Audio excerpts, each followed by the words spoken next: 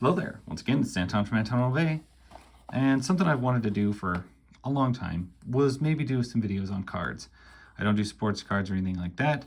And what better place to start by looking at a complete full card set of the Teenage Mutant Ninja Turtles from the Deluxe Movie Edition, 132 cards. And I'm sure many of us have seen this movie like a cajillion times, and that's fine. But what I found with the cards that really intrigues me is they give you, it's like they went around shooting at the film and got like different shots. So there's like scenes that like this was not in the movie. Okay, and also they have this marked as Donatello. This is clearly Leonardo, which I also thought was kind of hilarious that there was a mistake in it like that. Master Splinter. A lot of these are pretty basic.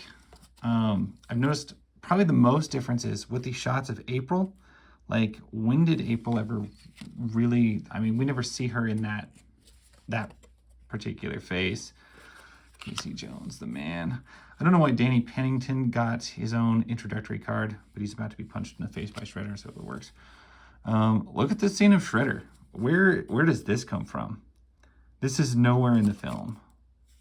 Mysterious, enigmatic, just it's very odd. This is the kind of stuff that I love the cards for. Like Tatsu. When did we ever see Tatsu in an alley with a fan? It makes me think, I think pretty certainly that these were released before the film was. And I think somebody just went around the set like while they were filming and just took pictures. Chief Stearns has got a little ding in his card. That's okay. I'm pretty okay with that. But look at this picture of April. It doesn't even look like Judith Hogue. I mean, I think it is, but it's a very odd photo because we didn't see that scene in the film. So why did they make that in I don't know, it seems really odd. And also it's really odd that Phantom Rescuers, the ones that rescue her, but it's a picture of them coming up in front of the second time around. Out of sequence. But that's why I think these cards are fascinating. Also, when do we see this shot? This is clear at the end of the movie when they find Danny in the closet. Yeah, and like card-wise, they're going in to talk to Splinter, but that is not image-wise where these things are happening. And I think that's just really, really interesting. It's out of order and it's bizarre. Michelangelo.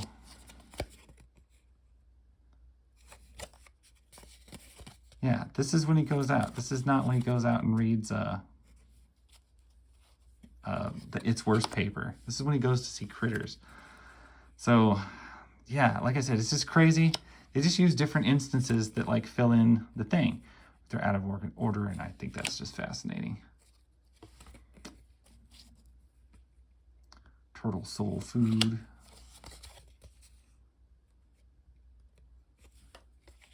See, that looks like a production shot as opposed to an actual scene from that. I don't ever remember Casey being this high, maybe when he jumped down from the tree, but we certainly never see that.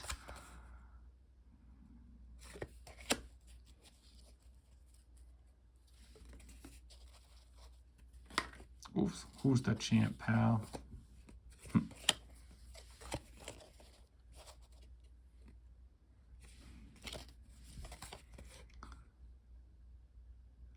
April's boss is a snit. The heck is a snit? I don't know what that means. If anybody knows 90s slang and knows what a snit is, otherwise I'm gonna have to Google it and then I'll feel like stupid. Watching from below. That scene looks like it was in here. This looks like definitely a scene from the film. I have cards stuck together. No, it feels like I do, but I do not. And I bought this card set a long time ago, and okay, she never held the sai like that. And that is a massive sai. That is mega wide. It's crazy.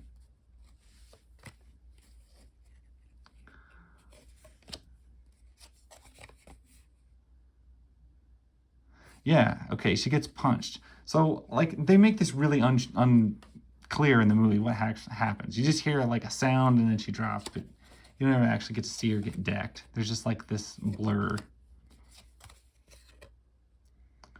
And yeah, that is a strangely lit picture of Raph that I don't remember from the film. The other thing that I do appreciate about these is even though it shows a scene that, yes, it is in the film, and yes, you've seen it a cajillion times, to see it in still and with such different lighting. Like, that is massively different lighting. And just, I think it really gives me an appreciation for how they did the suits, and sometimes, because like a still image, if anything's going to give it away or look cheesy or hokey, these overexposed, like much brighter pictures of stuff you would think would do it, but they end up just looking even better, like, in my opinion. They just look more perfect. Yes, even this little creepy thing. Mutant baby turtles. Through a sewer darkly. Yeah, like, once again, the lighting just looks so massively different than what the final film looked like. And I don't remember this either. Like, watching her go up a ladder, I don't remember that. Coming up in the world.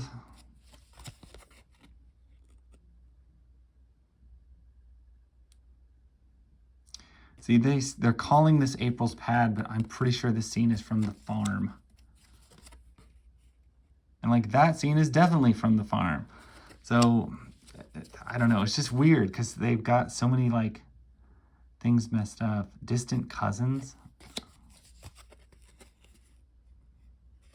Frozen pizza party. Splinter's favorite.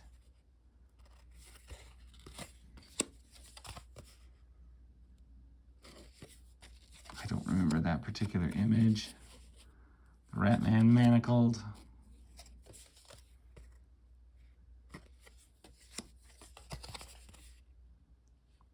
This was always one of the most awesome scenes. Shredder, of course, looks amazing. Danny's picked up by the cops. Dejected heroes. That was always a sad shot. Channel 3. I never knew why this was Channel 3 and others were Channel 6. And there, just look at the color difference just due to the different exposures. It's so odd sometimes. This looks to be right on target with the movie, and see, that's just a weird different shot that you don't normally get to see. That's a great rooftop shot.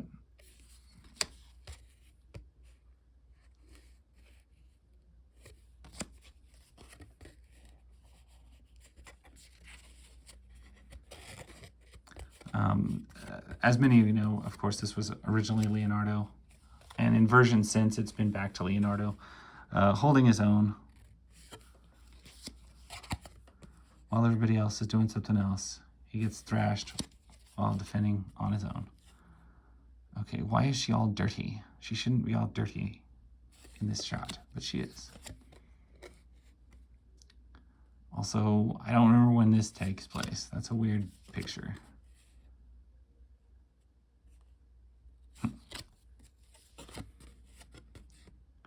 By the way, I loved this apartment. I loved how weird and dingy it was, and it just looked like the kind of place that my friends would live. So I also appreciate the length of this card series. I think the one for the cartoon series was 88 cards, and this being 132, it's almost, not quite twice as big, but it is dang big. And they really fleshed it out. I don't remember seeing that image at all in the film. That is an absolutely gorgeous shot, which I don't exactly remember from the movie.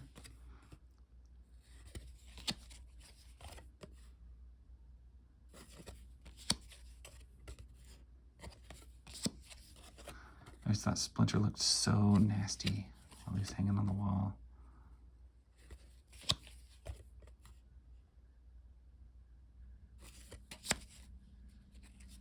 That's a classic photo. I really love that.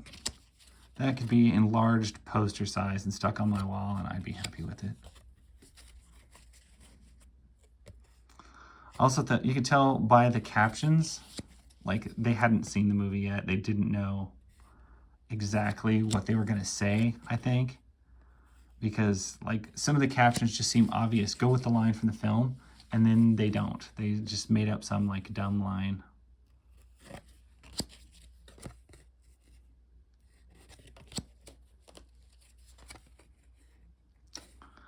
Yeah, this is something we never see in the film. This is just like a backstage production shot.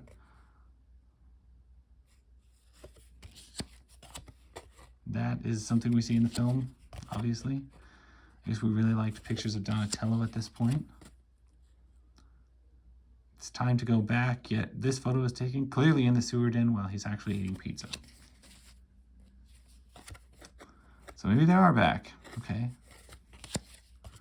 We skipped some steps. Looks like in the film. Bigfoot attack. Second or third giant battle in the Soprano Maker Strikes. Shelling it out. Battle with Tatsu. 4. I don't remember this particular imagery at all.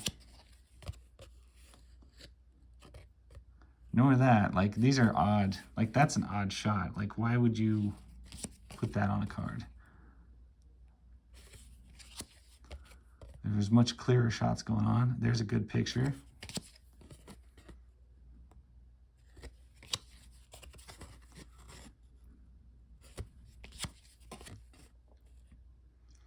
The face of Oroku. And one of my favorite villain lines, you know, or villain lines delivered to a villain before putting him down.